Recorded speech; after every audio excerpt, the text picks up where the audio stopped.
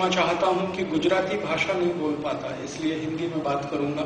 सरल हिंदी होगी, आसान होगी, आपको समझ में आएगी, ऐसा मेरा विश्वास है। भारत देश के ऊपर एक बहुत बड़ा संकट का समय है। इस समय विपत्ति है बहुत भयंकर, और उसके कुछ हमारे सामने दिखने वाले दुष्परिणाम भी हैं। ऐसे ही एक गंभीर विषय पर मैं आपसे बात करने जा रहा हूं, और वो विषय है वैल्यू एडेड टैक्स, मूल्य वर्धित कर। एक नए तरह का कर हमारे देश में लागू हुआ है। पिछले 1 अप्रैल 2005 से भारत देश के 22 राज्यों में ये कर का नया कानून लागू हुआ है। महाराष्ट्र राज्य में भी हुआ है। भारत में लगभग 30 राज्य हैं। 30 राज्यों में से 8 राज्य ऐसे हैं जहां पर अभी तक ये कानून लागू नहीं हुआ है, और उस कानून के लागू नहीं होने का कारण है, महाराष्ट्र जी ने जैसा कहा, वहां के व्यापारियों में, वहां के उद्योगपतियों में, वहां के ग्राहकों में थोड़ी चेतना पैदा हुई है। थोड़े वो जग गए हैं, और उनकी चेतना ने सरकार को मजबूर कर दिया है कि वहां अभी तक वैट नहीं है। भारत देश के जिन 8 राज्यों में वैट नहीं है, वैल्यू एडेड टैक्स नहीं है, अगर इनकी कुल जनसंख्या को जोड़ दिया जाए तो वो 55 कोटि है, 55 करोड़ है, 55 करोड़। भारत देश की कुल लोक संख्या 105 कोटि है सरकार के आंकड़ों के अनुसार। उसमें से 55 करोड़ की जो लोक संख्या है, 55 करोड़ की जो पॉपुलेशन है, वहां वैट नहीं है, वैल्यू एडेड टैक्स नहीं है। अर्थात आधे भारत देश में वैल्यू एडेड टैक्स नहीं है, आधे भारत देश में वैल्यू एडेड टैक्स है। ये जो वैल्यू एडेड टैक्स हमारे देश में आया है, इसके पीछे की जो मुख्य भूमिका है वो मैं आपसे शुरू में कहूंगा, और मेरा अभी का जो व्याख्यान होगा वो 2 हिस्से में मैं बांटूंगा। एक तो मैक्रो इकोनॉमिक एनालिसिस होती है, मोटी मोटी बातें, और एक माइक्रो इकोनॉमिक एनालिसिस होती है। व्याख्यान के बाद का हिस्सा माइक्रो इकोनॉमिक होगा, व्याख्यान के पहले का हिस्सा मैक्रो इकोनॉमिक होगा। और मैंने इस पर एक छोटा सा प्रेजेंटेशन आपको दिखाने के लिए लाया है। तो व्याख्यान का जो दूसरा हिस्सा होगा उसमें मैं एक सीडी, लैपटॉप और एलसीडी प्रोजेक्टर के माध्यम से आपको कुछ मुख्य बातें आपके ध्यान में बिठाने की कोशिश करूंगा। हमारे भारत देश में जहां ये वैल्यू एडेड टैक्स का कानून आया है, उसके बारे में 5-7 मिनट में कुछ मोटी बातें बता दूं। अभी थोड़े दिन पहले हमारे देश की संसद में बजट प्रस्तुत हुआ। फरवरी के महीने में हमारे देश के वित्त मंत्री श्री चिदम्बरम ने बजट प्रस्तुत किया। 2-2.5 घंटे का उनका बजट भाषण था। मैं हर साल बजट भाषण बहुत ध्यान से सुनता हूं, और सिर्फ सुनता ही नहीं हूं, उसके पेपर्स मंगाता हूं और उसको जानने समझने की कोशिश करता हूं, क्योंकि बजट पूरे 1 साल की सरकार की आवक और सरकार की जावक, माने आया हुआ पैसा और खर्च किया हुआ पैसा, उसका तो बताता ही है। इसके अलावा देश की परिस्थिति क्या है वो माहिती भी बजट से मिलती है। इस बार का जब बजट भाषण में सुन रहा था तो हमारे देश के वित्त मंत्री चिदम्बरम ने बोलते बोलते बीच में कहा, now we are in debt trap.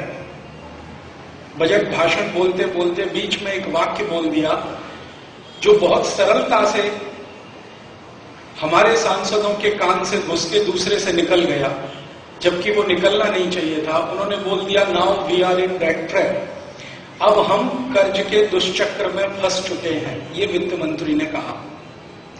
ये जो एक शब्द है ना, डेट ट्रैप, इसका मतलब क्या होता है? कर्ज का दुष्चक्र क्या होता है? कर्ज का दुष्चक्र होता है कि आपने कहीं से इतना ज्यादा कर्ज ले लिया, आपने कहीं से इतना ज्यादा कर्ज ले लिया है कि अब उसको वापस देने की ताकत आपकी नहीं है, और उस कर्जे का ब्याज भरने के लिए भी आपको कर्ज लेना पड़ रहा है। इन दोनों को मिलाकर परिस्थिति जो बनती है उसको डेट ट्रैप कहते हैं। भारत की सरकार ने इतना ज्यादा कर्ज ले लिया है कि उस कर्ज के मूलधन को वापस देने की ताकत अब नहीं बची है, और उससे भी ज्यादा खराब बात यह है कि उस कर्जे का ब्याज भरने के लिए कर्ज लेना पड़ रहा है। इस बात को कहते हैं now we are in debt trap. इस बार के बजट में मैंने ये जानने की कोशिश की कि भारत सरकार ने कितना कर्ज ले लिया है। तो हमारे भारत सरकार में क्या क्या आता है?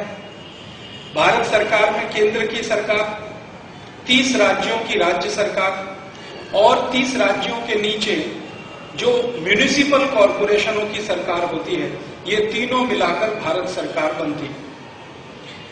तो इस बार के बजट के आंकड़े बताते हैं, और बजट के एक दिन पहले सरकार ने एक इकोनॉमिक सर्वे संसद में पेश किया था, आर्थिक सर्वेक्षण। उसके आंकड़े बताते हैं कि हमारे देश में 3 स्तर पर, केंद्र सरकार, राज्य सरकार और म्युनिसिपल कॉरपोरेशन, इन तीनों के स्तर पर कुल कर्जा 18 लाख करोड़ रुपए हो गया है।